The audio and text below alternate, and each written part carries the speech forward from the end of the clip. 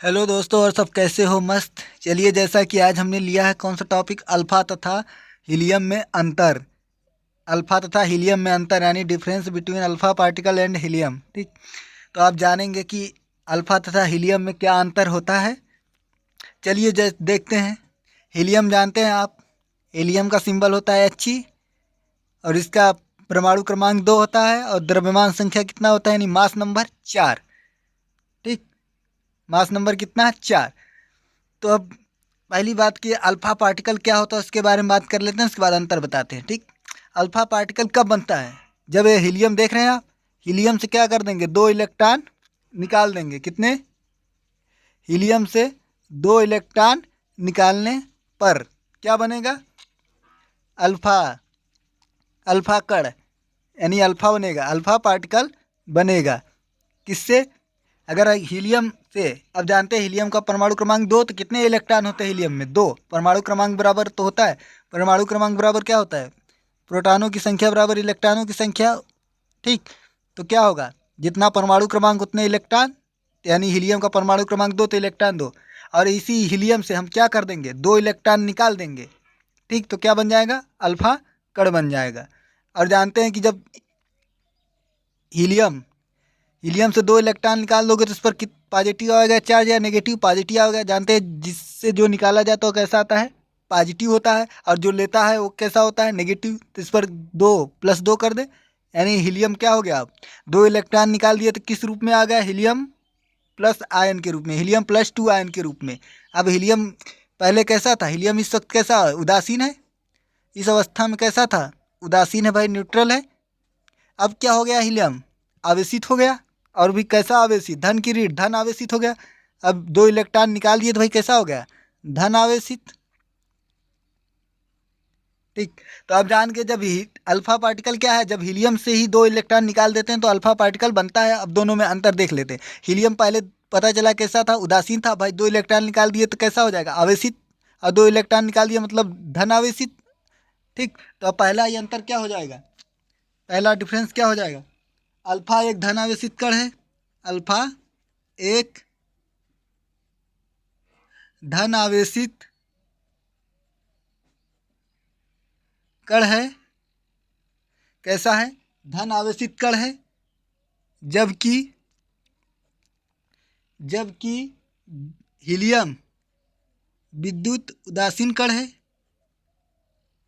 विद्युत उदासीन कण है। जैसा कि आपने देखा अभी कि भाई हीलियम से 2 इलेक्ट्रॉन निकाल दिए थे तो अल्फा पार्टिकल बना था, इसलिए हीलियम अभी क्या है? उदासीन था। और जबकि जब हीलियम से 2 इलेक्ट्रॉन निकालने पर अल्फा बना तो अल्फा कैसा होगा? धन आवेशित हो जाएगा। इसीलिए लिखा है कि अल्फा एक धन आवेशित कण है जबकि हीलियम विद्युत उदासीन कण है। पहला अंतर आपको समझ में आ गया। दूसरा देखते हैं क्या अंतर होगा। अल्फा में 2 प्रोटॉन 2 प्रोटॉन तथा 2 न्यूट्रॉन उपस्थित होते हैं। 2 प्रोटॉन तथा 2 न्यूट्रॉन उपस्थित होते हैं। अल्फा में 2 प्रोटॉन तथा 2 न्यूट्रॉन उपस्थित होते हैं। जबकि जबकि हीलियम में 2 प्रोटॉन 2 न्यूट्रॉन 2 प्रोटॉन 2 न्यूट्रॉन और 2 इलेक्ट्रॉन उपस्थित होते हैं।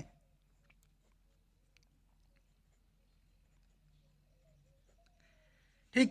तो आप पहला अंतर समझ में आ गया। दूसरा देख लीजिए। दूसरा भी अल्फा में क्या लिखा है? 2 प्रोटॉन तथा 2 न्यूट्रॉन उपस्थित होते हैं। जबकि हीलियम में 2 प्रोटॉन 2 न्यूट्रॉन और 2 इलेक्ट्रॉन उपस्थित होते हैं। ठीक। जैसा कि अभी देखते हैं यहाँ से परमाणु क्रमांक जानते हैं। नीचे क्या लिखा होता है? परमाणु क्रमांक ऊपर द्रव्यमान संख्या। तो नीचे परमाणु क्रमांक बराबर आपको पहले से पता है क्या होता है? परमाणु क्रमांक प्रोटॉन की संख्या बराबर इलेक्ट्रॉन की संख्या।